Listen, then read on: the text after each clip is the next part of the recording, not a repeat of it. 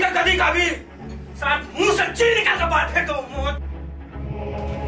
ए छोड़ी खाली तू अपन मिता का गर्दन पकड़ा भी रे। साला प्रेम करी चुका सम प्रेम ओकर बारे में कुछ कभी बर्दाश्त नहीं कर दो।